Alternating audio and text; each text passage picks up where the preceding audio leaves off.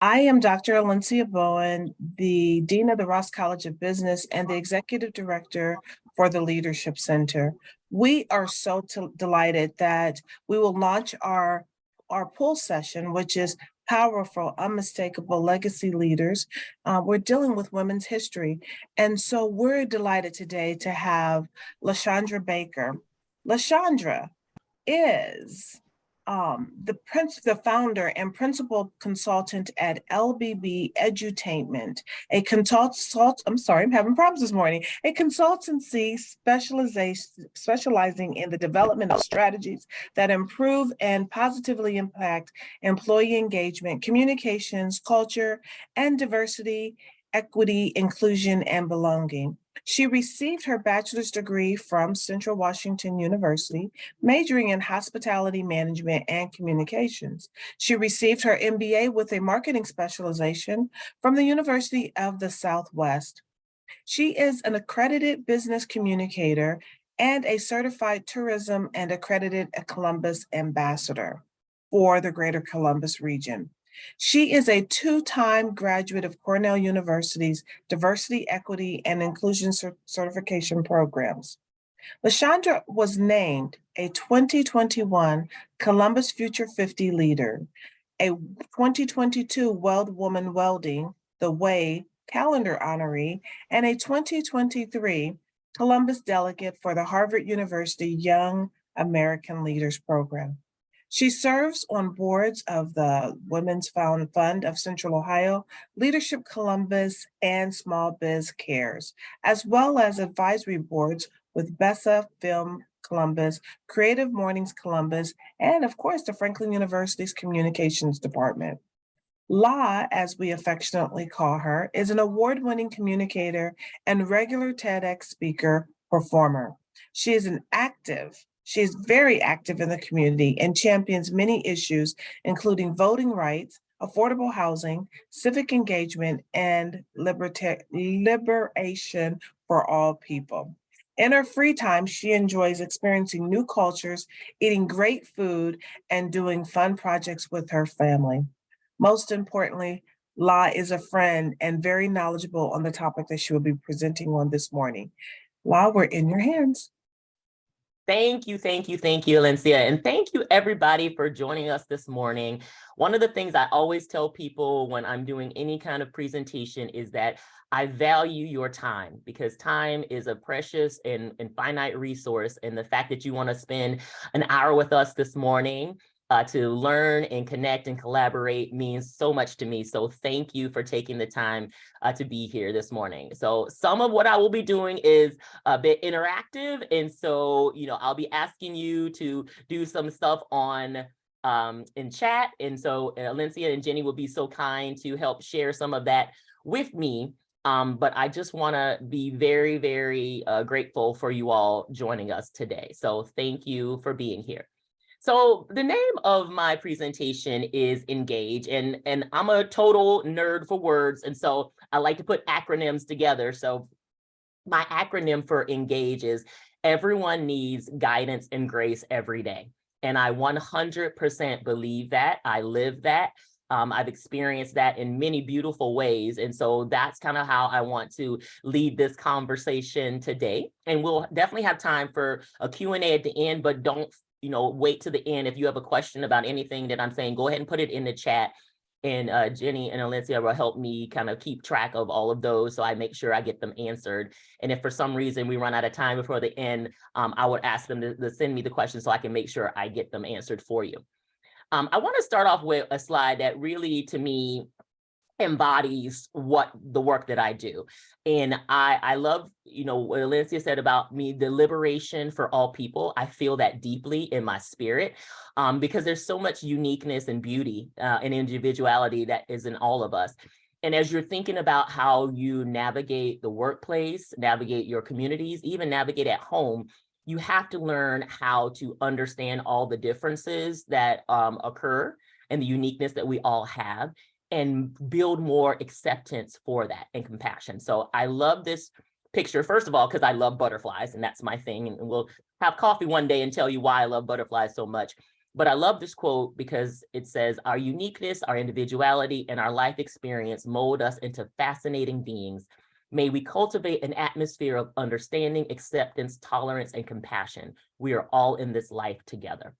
And I think about, as you are leading your teams, especially leadership in this new era, those are things you have to continually think about, and how you show up and how you allow space for your people to show up as well. So I want to give you a little insight about me. So Alencia read my bio, which is great, and I appreciate that. But that's a surface level. There's more to me that I would want to share with you. So a couple of things I want to tell you about. So first of all, I have many names. As Alencia said, Lachandra is my full name, but everyone calls me La, usually in my professional life. If you were club hopping with me back in the day, you called me Lala, because that's the best club name from the 90s. So can I get a shout out for my 90s people? Whoop, whoop. My family, if you knew me before I was 18 years old, you called me Sean. And to this day, most of my family and friends prior to me being 18 still calls me Sean. I get to be called Mama by two exceptional children, two adult children. And then my husband calls me Babe. If he ever calls me Lachandra, I'm in big trouble. So y'all look out for me if you ever hear him call me by my full name. Otherwise, it's Babe. And if you also happen to be in the 90s, I'm a big 90s hip hop fan, and I had 2 sold out shows. I was a part of a rap group called Lyrical Defiance, and my stage name was Crescendo with a K. There is no footage, unfortunately, of that experience because, you know, it was pre-internet, y'all. I'm sorry, it's what it was, and camera phones. But I can tell you the show was fire, and I was really good at my rap game. So 2 shows. So I'm going to say, y'all believe me, but hip hop is 50 years old this year, which is exciting because I'm also 50 years old this year. So these are things. Could I have admitted hip hop? Maybe. I don't know. We'll see. A few other things about me. In that center picture, you will see this silly, fun picture of my family, and we love to be silly together. We believe that life is too short to take everything so seriously, especially ourselves.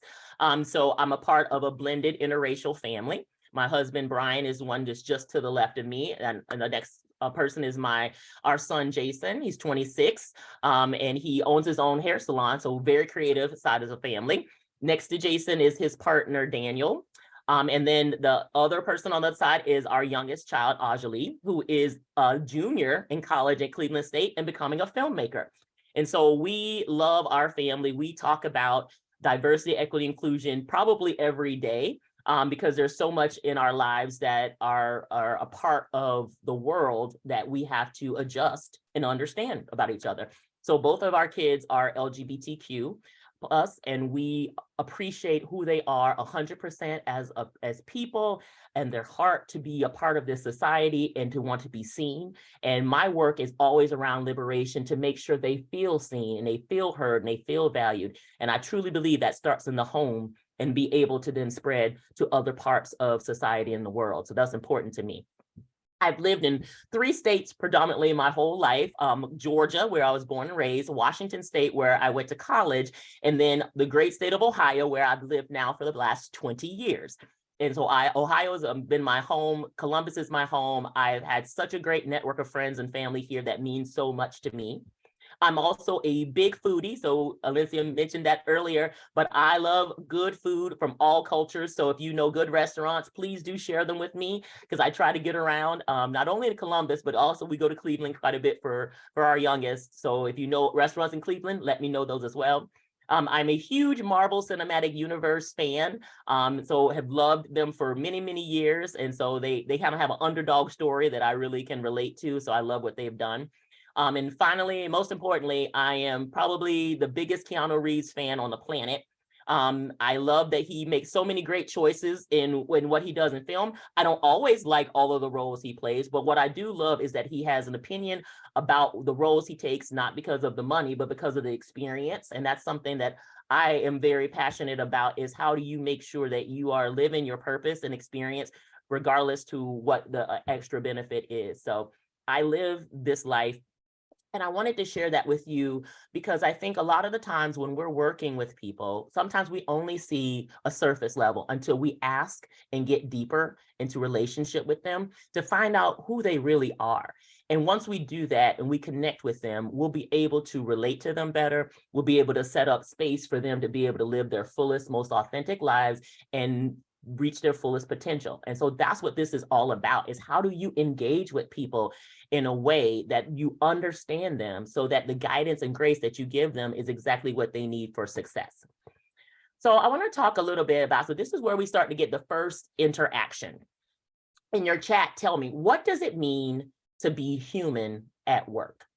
When somebody says, I'm being human at work, what does that mean?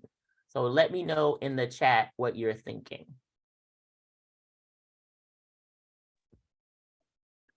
Truthful, show your empathy to peers, flexible, compassionate, transparent, vulnerable, I make mistakes. Yes. Genuine. Oh, I love that. I love that. Empathetic. Yes. Empathy. Yes. Yes. Honest. I think I said that once already. Yeah. That's great. Authentic, bringing your Ooh, self. yes. Giving Yes. yourself permission to pause. Oh, I love that. Yes. That's Making great. mistakes, being okay with it.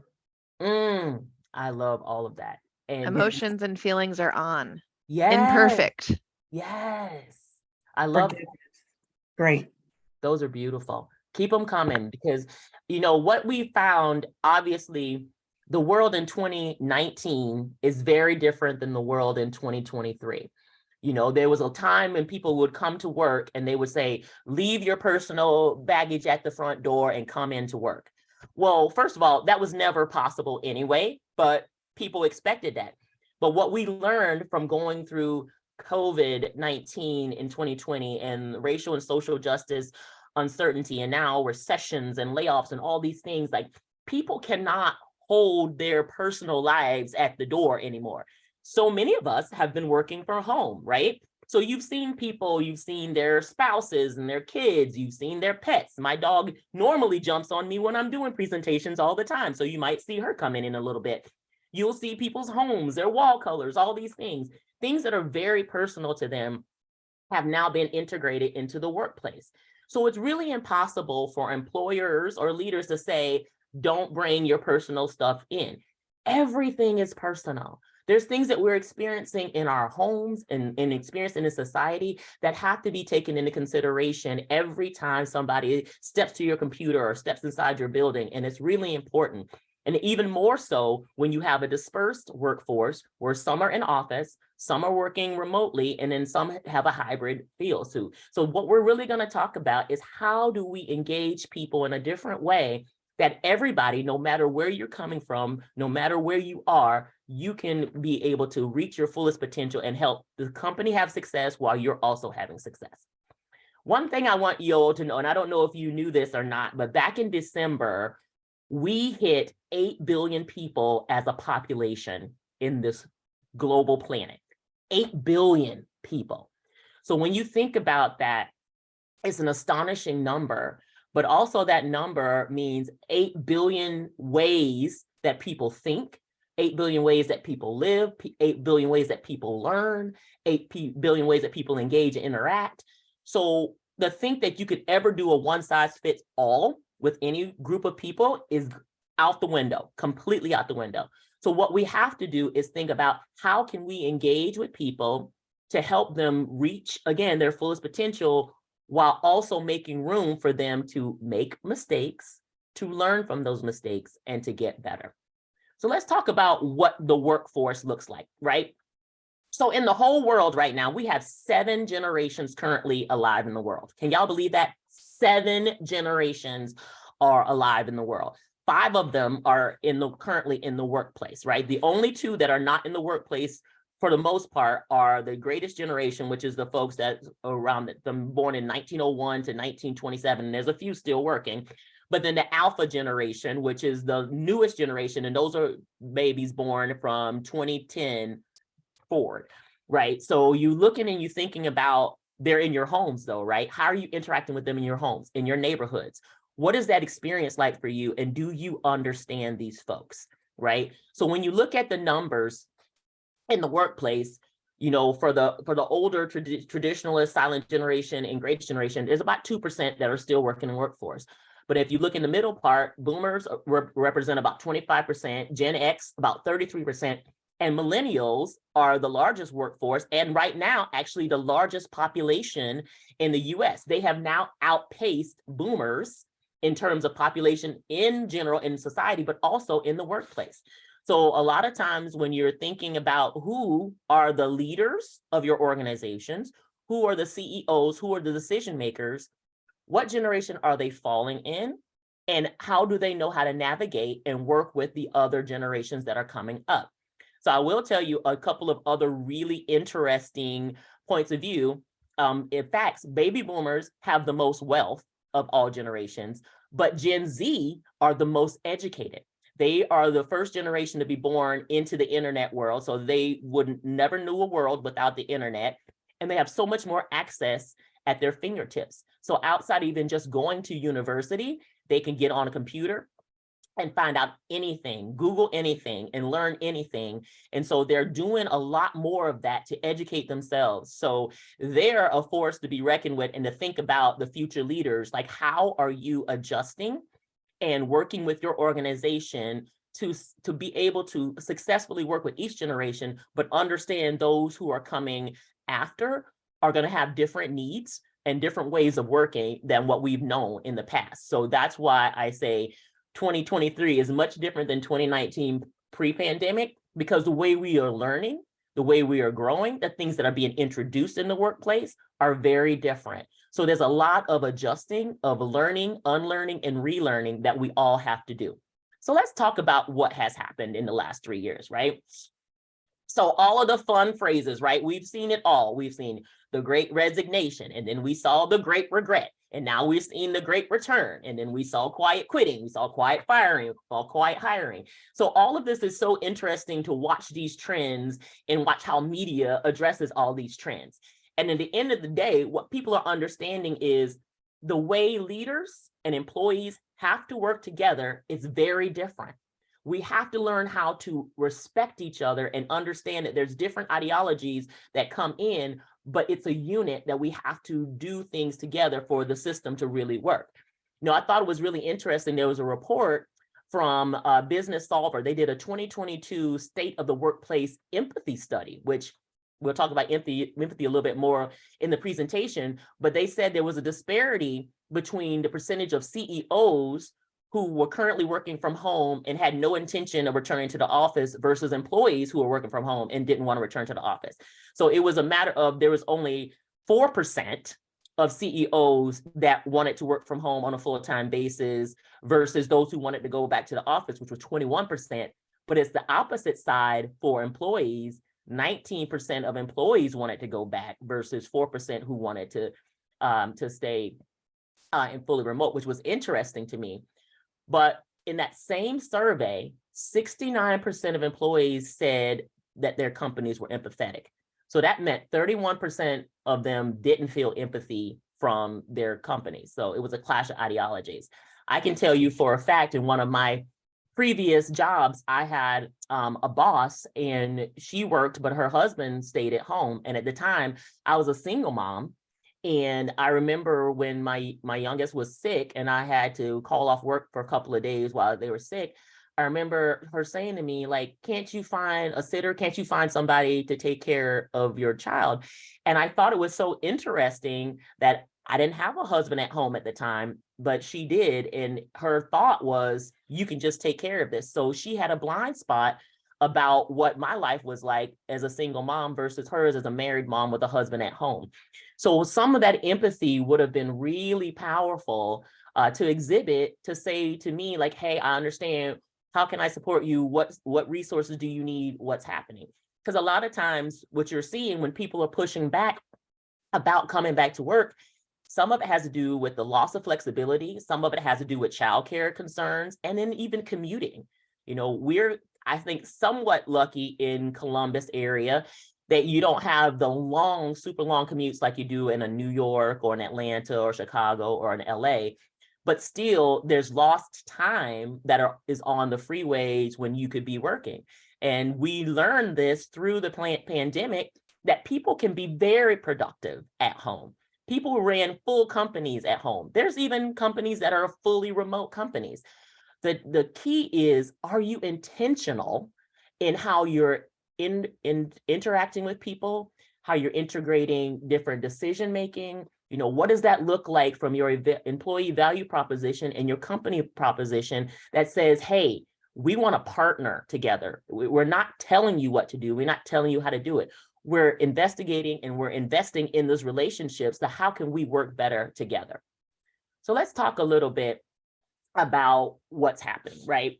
And so I love a lot of alliteration. So y'all will see that in a lot of what I do. But, you know, when you're thinking about people in the workplace, right?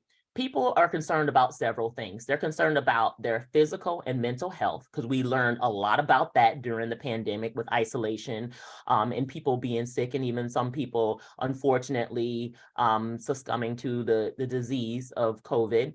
You see people, we mentioned earlier, with childcare, and even some people now with aging parents as well. So there's a group of us, I would say the Gen Xers are in that between, where we're raising kids and also taking care of ailing parents. That's a lot of work to do, and also balance a job. You know, we're worried about the society at large, right? There's so many global things happening that are scary and dangerous outside of natural disasters like the earthquakes and things that are happening in Turkey and Syria area, to the war in Ukraine, to all of the social and racial injustices that are happening in the United States. These things are heavy on people's minds. We talked about the recession that was coming. People are worried about finances and their home, being able to take care of the things they need to take care of simply. You know, people being forced back into the workplace. In many cases, some a full 40-hour week, 5 days, some 2 or 3 or 4 days. You know, all of that is a change for you. So if you are somebody who is taking care of an ailing parent or taking care of kids, you now have to find a balance of trying to figure out how those folks are going to be taken care of, and you still be able to go and do your job. And then that may actually cost you more money as well, because you have to hire a sitter of some kind. And then let's just talk about safety. Safety of not only physical safety, but psychological safety in the workplace. You know, do you feel able to contribute to your highest level? Do you feel able to challenge the status quo to make things better? So all of those factors are constantly happening in people's lives while you're trying to do your job every day. So what I have done in my work is try to work with organizations and their leadership team to think differently about how you're interacting and working with your staff.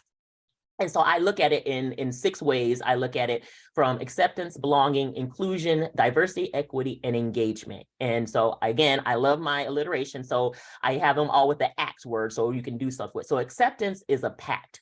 So when you accept somebody in the workplace, you're saying, just as you are, who you are, it's perfect. How you need to interact is how you need to interact.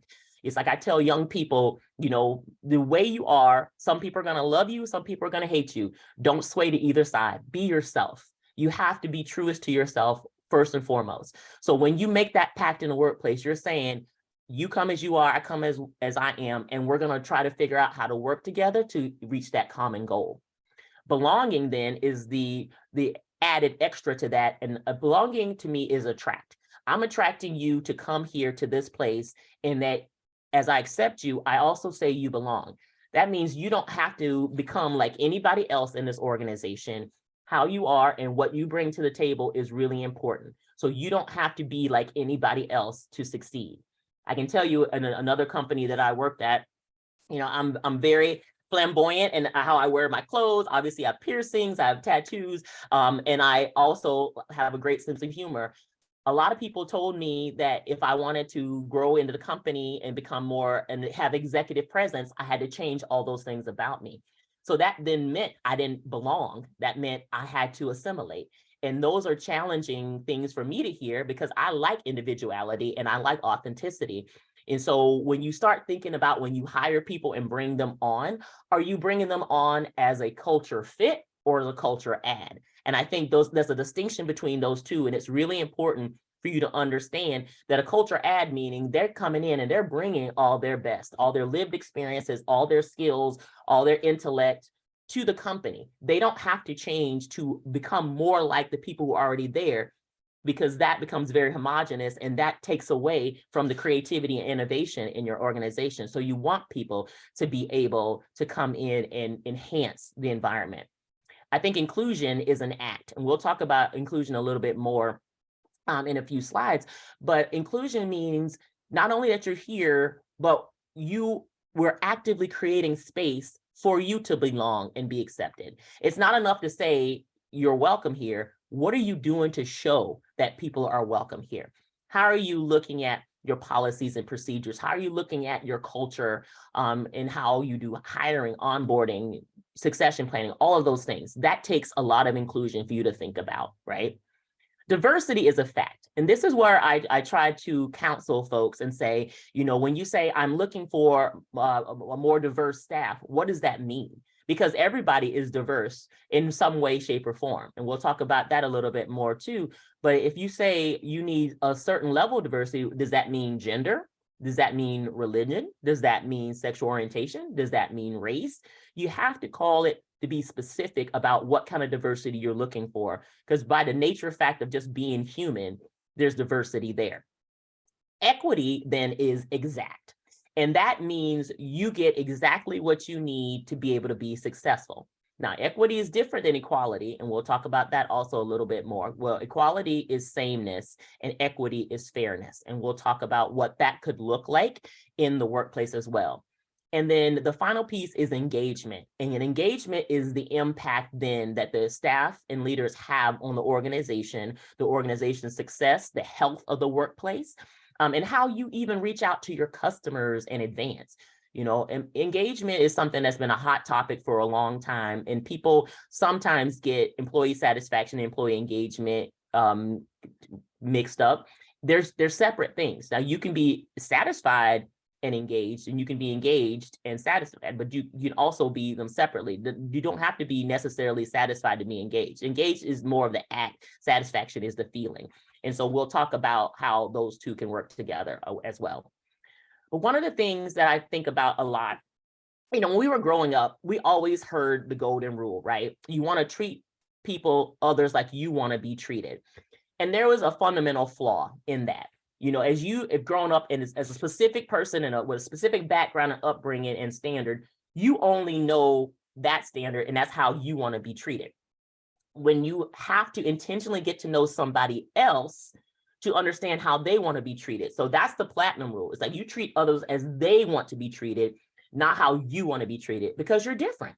And those people are coming from different places and different spaces in life. And so it's really important for you to get to know somebody so that you can get them what they need and how they need to be treated and what support they need to be successful. And again, one size doesn't fit all. So that takes a lot more intentionality. It takes a lot more practice, and it doesn't necessarily come off as second nature. You have to really engage and learn how to do that. But I'll tell you, it will be a remarkable difference in not only your relationships at work, but also your relationships in your community and at home. So we talked a little bit about diversity and dimensions of diversity, and I love showing this graph because it shows you all the different ways people can have diversity. I'm the baby of the family. I don't know if there's some other babies out there in the world, but I'm the youngest in my family. And I'm spoiled rotten. I will tell you 100%. When I got married, my sister told my husband, now she's your problem. And I love that, but she's always been the best sister. And she's the oldest. So she took a lot of the heat for me. She actually did my chores for me sometimes. And I love my sister very much, but that's a part of my identity is my birth order. I think about that a lot, even how I look at the world. Being the youngest in the family, I have a different viewpoint and then maybe somebody who's the oldest child, an only child, even a middle child, right? I think about that. I think about, I grew up in the South. I grew up in a little town in Southeast Georgia in the 70s and 80s. My experience there totally shaped who I was and how I think about the world. And so that's a big part of my cultural identity is being Southern in a lot of ways. So I want people to start really thinking about diversity in a real way that's so different than what people think, right? And so I want us to always think it's more than just surface level. It goes deeper than that. And so that's what I want you to think about when you're talking to people. Now, as we talk about next is the equity piece. And so I love this graphic so much because it talks about the difference I mentioned earlier about equality and equity. Equality is the sameness, like giving everybody the same thing. But as you can see from the graphic, everyone is coming at a different place. They're coming from a different experience. You can't give the same bike to a child, to a super tall person, or to a person in a wheelchair. You have to think about what does that person need to be able to find the success they need in life and in work. And so you adjust the item to be able to fit that person exactly how they need. This is why it's both good to have collective thoughts around equity, but also individual thoughts around equity. And how do you make sure that whatever you're doing in your organization, you're removing the barriers that keep people from getting access to the opportunities they need?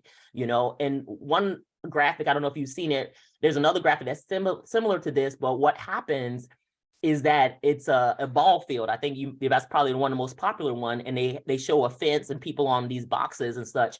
In the last slide, they talk about justice and they talk about removing the fence. And if you remove the fence, you don't have to have all these different levels of tools and resources. Everyone has access. And so it's really about removing barriers. And how are you doing that in your workplace? How are you doing that in your neighborhood? Like, what does that look like for you as a leader in your organization? How are you thinking about equity in terms of pay, right? We talk about pay equity a lot, performance management, leadership opportunities, who's getting tapped on the shoulder and who's not.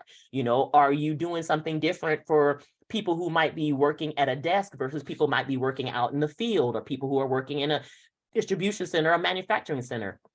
Everybody doesn't need the same things all the time. They need the things that meet them where they are. So that takes a lot of intentionality, as I mentioned before, and empathy to think about who's not at the table, who needs to be at the table, and what perspective you might be missing from your limited viewpoint.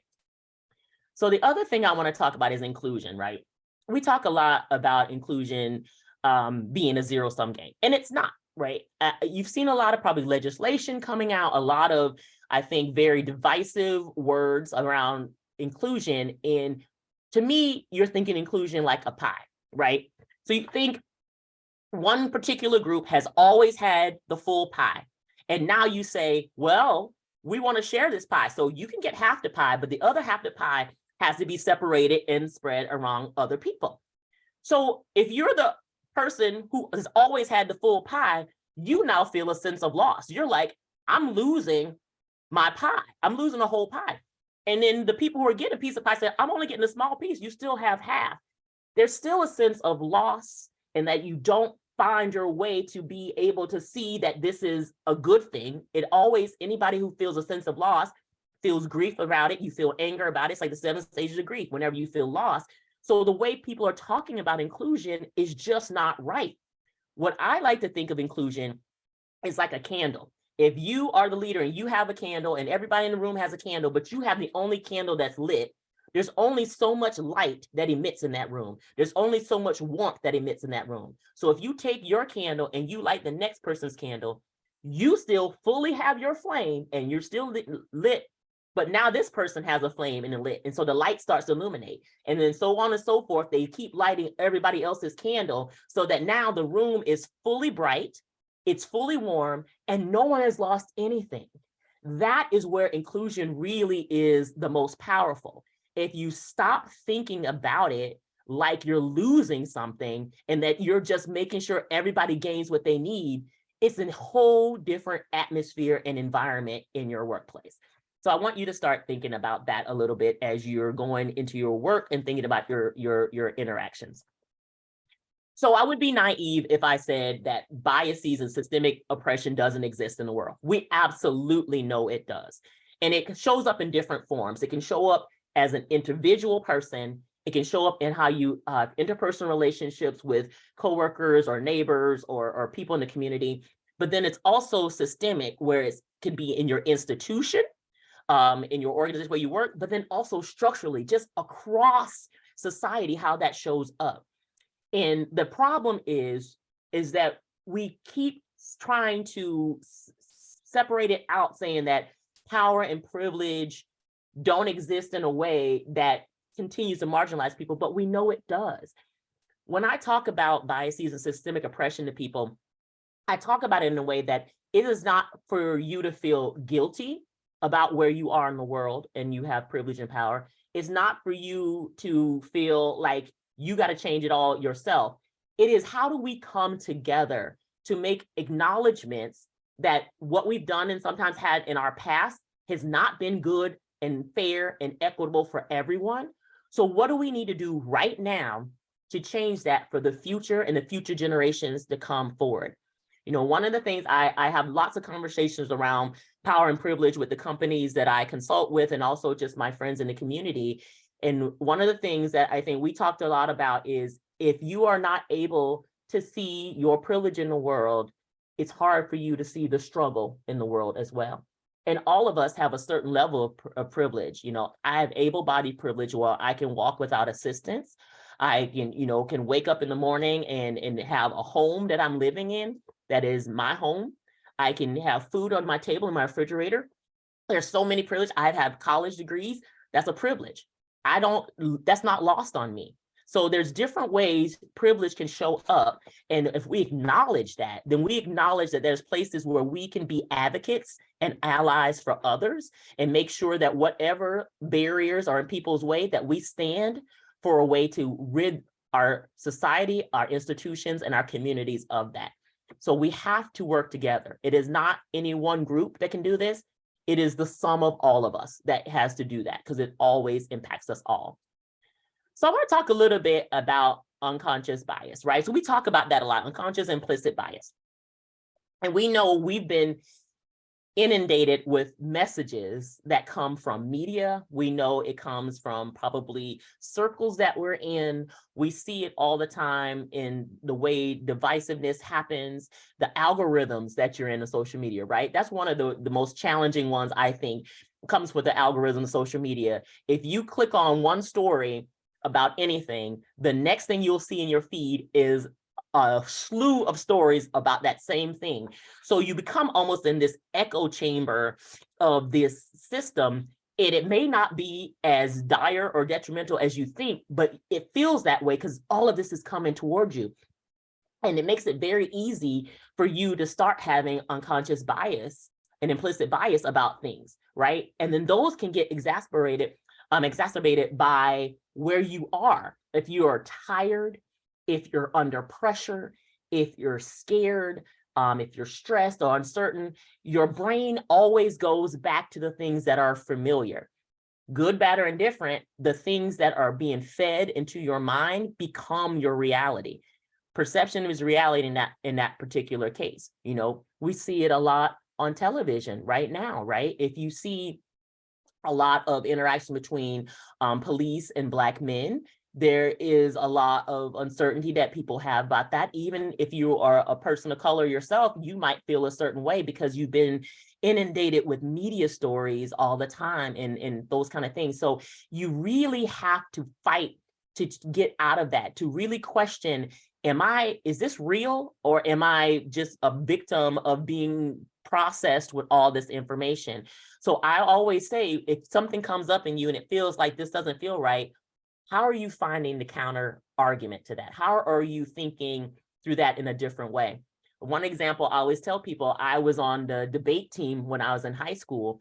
And one of the things my coach did for us that made me the better person that I am today is, whenever we would argue one side of a topic, he'd make us stop us and flip us to the other side and say, now argue the opposite. So that we had to really get to know two sides of an issue and how to argue effectively, but also how to understand with empathy and learning of how to deal and work with other people. So I think that's a lost art form anymore, that we don't truly engage with each other individually to talk and find out what's happening with people. We believe the sound bites that are in the media. And I think that's impacting our work experiences and our community experiences even more.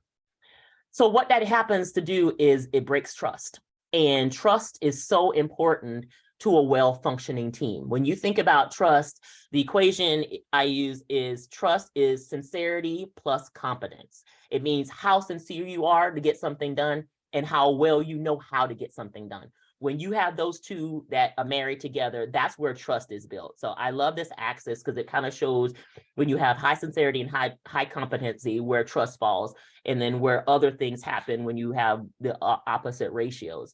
So I think about trust all the time, especially when you're working in a hybrid and dispersed workforce. You've got to be able to trust your teams. If you're a leader, you can't think you have to micromanage people if they're not being seen in the office. If you trust your people, you will believe they're working, then give them opportunities to show that they are trustworthy. Don't just say, well, I need to see you in the office to be sure that you're working. Because I can tell you for a fact, there's people in the office probably playing Candy Crush right now while you're tripping, right?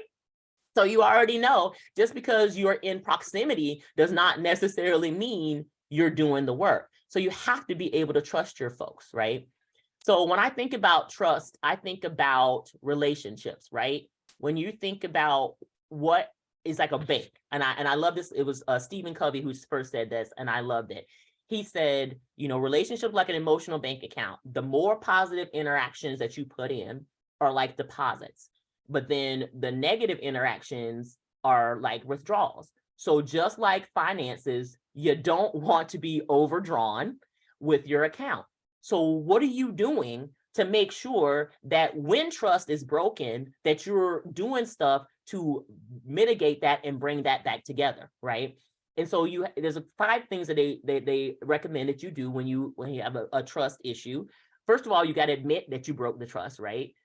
People sometimes feel like I don't want to say I'm wrong, but that's a sign of weakness. That's a sign of good leadership, no matter what your title is. When you say you're wrong, apologize for it. Talk about what you're going to do to make amends. Talk about what you're going to do to not do the same thing again, and then put action to back up your words. A lot of times, you know, words are empty without you doing something about them. And so it's really important for people to reach out and do what they need to do to make sure that they're repairing whatever ill that has happened between you and the team, right? And so the other thing that we talk about with trust is around psychological safety. And so I think that's been a huge topic over the last pieces that I think are really, really good. And so psychological safety is really about how do you engage in this work in a way that people can come in and do their best. And so this is from an organization called Leader Factor that I am proud to say I've gotten certified in this work, because it's so important to create these spaces for people to come in, do their best work, contribute, learn, and challenge the status quo for innovation and creativity, right? So when you think about psychological safety, there's 4 stages that Dr. Clark talks about.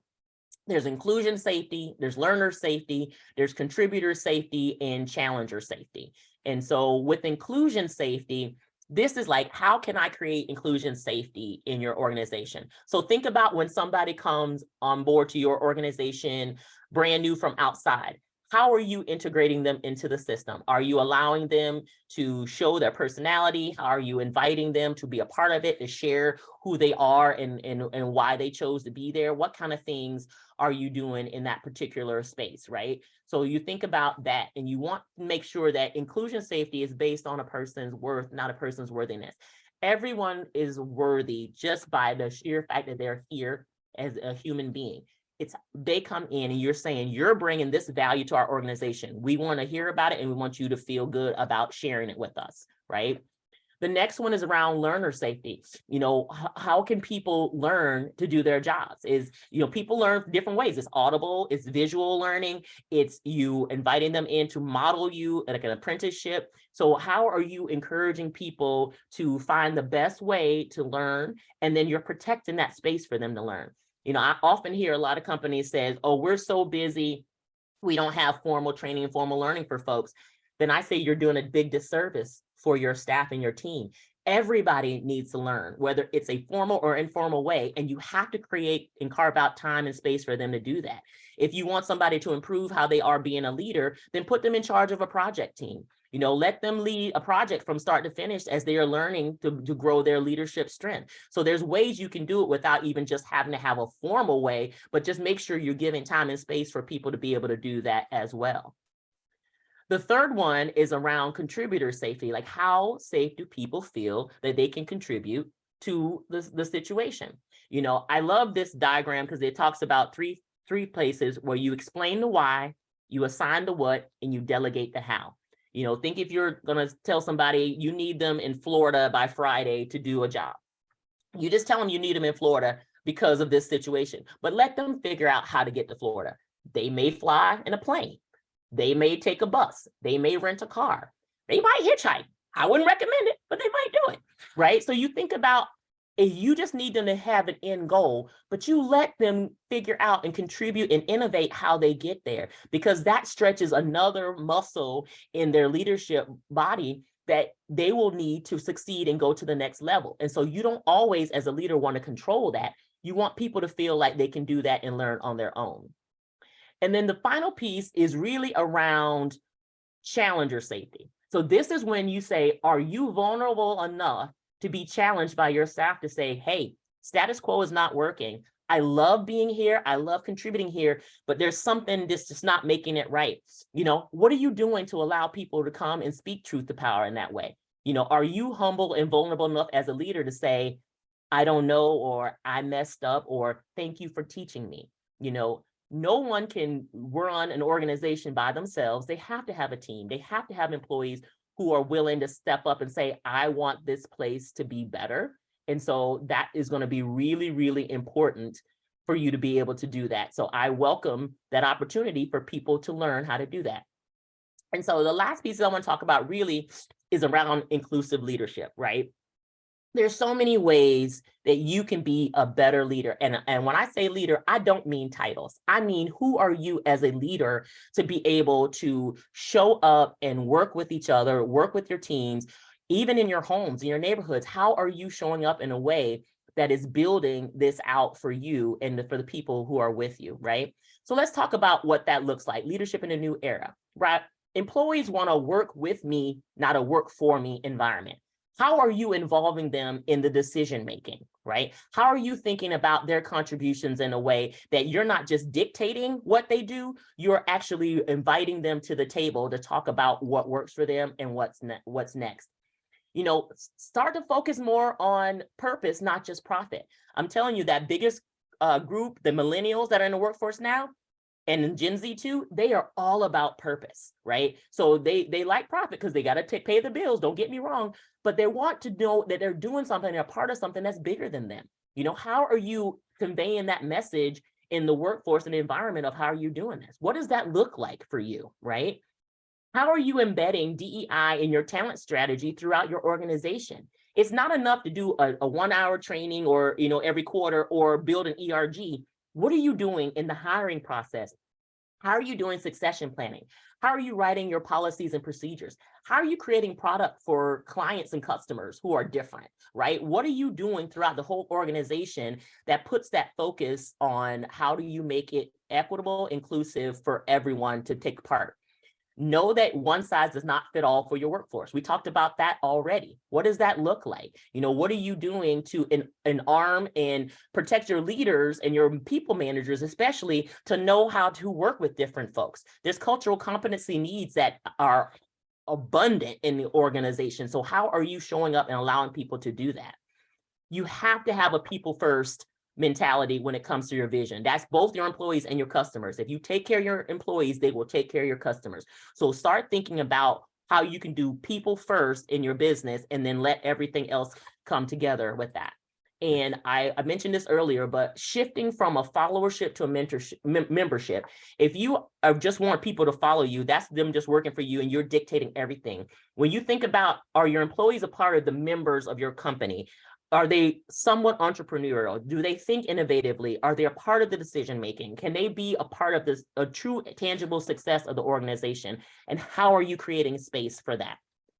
And the final piece on that is, What are you doing to practice transparency and encourage accountability? A lot of times leaders want to have everything all figured out before they present it to the staff because they don't want to have proverbial egg on their faces and say, oh, well, I missed the mark on here, missed the mark on there. If you're in this together, which you should always be in this together, you want to have that accountability, but you also want the involvement from your employees so that they feel like they're a part of the process, they're part of the success, and they're even more engaged from that point, right? And so those are the things that I really want you to think about. In my final 2 slides, I want to say there's 6 traits of being an inclusive leader. That's visual commitment, meaning you're showing up in the way people need you to. You are aware of your biases and you're working every day to mitigate those. You're not going to always rid yourself of it. It's a journey, not a destination. You're going to be working on that. How do you improve your cultural intelligence, knowing that there's different people from different walks of life that are going to be a part of your organization? How do you make space for them? And how do you make space for you to learn more about them? Being humble and knowing you don't have all the answers and you shouldn't have all the answers. That's why you have a team and you work with people to make the product and the system so much better.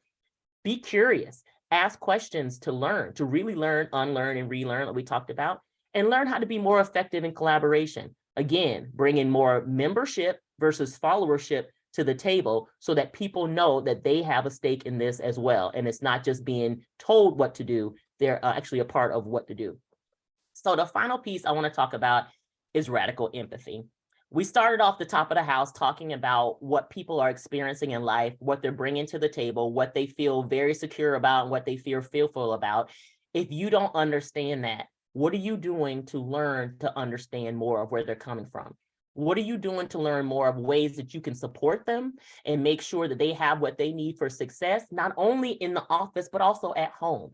People carry all of those pieces of their lives together. So you can't just separate them out. You have to be intentional about how you're creating space for both that guidance and grace we talked about so that people can get past so many things that are barriers to holding them back and that you can help them succeed in their best possible way. So I know I've said a lot and I want to hear from you. Like, these are some of the things that I love this. If you're an old school NVC, the more you learn person, you know this graphic very well. And I love that. So I would love to hear a little bit more about what this presentation sparked in for you. What are you thinking about? What questions you might have? What's one thing that you might do tomorrow from something you learned today that will help you be a better leader? So I want to open up the chat and for Jeannie to tell me like what's happening, or Alencia. And I'm gonna leave this on the screen too, because this is ways you can contact with me and get in touch with me. I love meeting new people. I love sharing ideas and sharing culture with folks. And so I just welcome all of you to connect with me on LinkedIn or email and let me know what you're doing, what's working well in your organizations, what's working well in your life. You know, how can I be of better support to you and to learn from you? So I'll stop talking there and let somebody else talk.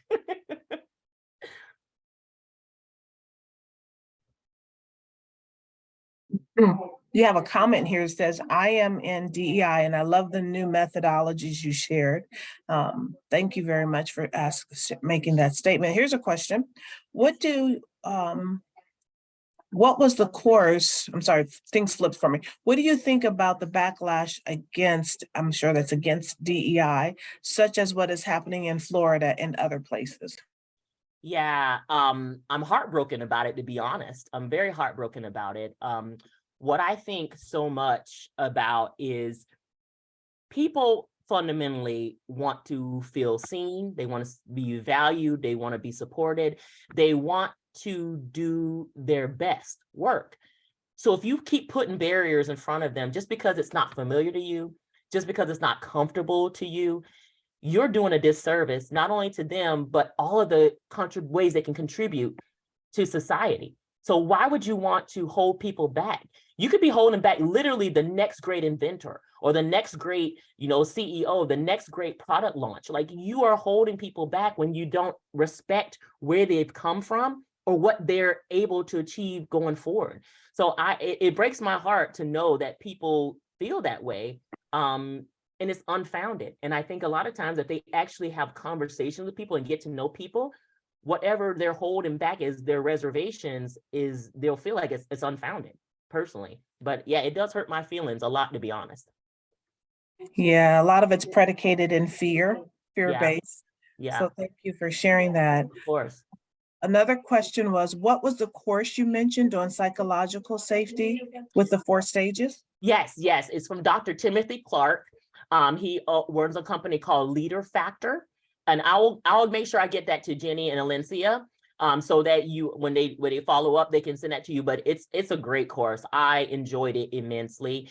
He has a book that corresponds with it, so you'll get a book and a guide with you if you take the course. So it's a wonderful course. So I would really, really love for you all to learn more about that and take that. He was wonderful, wonderful. And I'm gonna stop sharing so I can see people because I can't see anybody. Okay, a few more comments. Yes, please. Amazing job. Someone said, great presentation. I'm glad I was able to join and hear from you. I found this to provide easy to understand concepts that I can take away and incorporate into my daily activities. Great presentation, fantastic. I love your pie versus candles work. That was really cool. This is the root of why the backlash. There is enough for all. Right. Here's a question. Mhm. How best to promote excellent professionalism without seeming as if you are not fostering individualism? How is the best way of doing that? Yeah, well, first and foremost, I'd say, what is professionalism, right? Who created the standard of what professionalism is? I think that's one of the things we think about a lot is there's a lot of standards that were created in the workplace that didn't represent everybody and that didn't take everybody into consideration. So how do we honestly take control of that word professionalism and decide what it is for us? Right? My professionalism is not because I have blonde hair or tattoos or piercings. My professionalism is, how do I treat people? Do I come into a meeting prepared to know what the client needs and I'm able to meet those needs? Do I come in the work prepared to be able to support my coworkers and what they're doing so that we can have a better product together? How I show up with identity does not equate professionalism. And so a lot of times I think we need to challenge the status quo as to what is professionalism and how can you show up and be your best, and it doesn't have to look like the person next to you, right? So I think we need to take back control of that word for sure. Awesome. I think that today was a great way to launch the pool series, but more importantly, to continue the conversation and explore the uniqueness of how DEI shows up in our lives, how we actually incorporate it in our lives. Thank you so very much, La, for taking the time today to share with the community. And we look forward to future offerings and opportunities. And La has shared with you how you can continue to follow her in her great work. And wanted to lastly share that the PowerPoint, we'll discuss that with Law if she would like to make it available. Then I would also say that we will be transcribing and replacing this recording in our Franklin website. So you would go to franklin.edu/leadership center, and you can see this recording. We want to make certain that we do the closed captioning. So that's what happens with the little delay. But this will be available to you within the next couple of weeks. We will send you a communication to let you know when it's available. Thank you once again, La. Everyone have a great rest of your day. And please join us next week as we continue the discussions regarding the pool. Thank you all so much for your time and space today. Thank you. Thank you. Thank you. Thank you.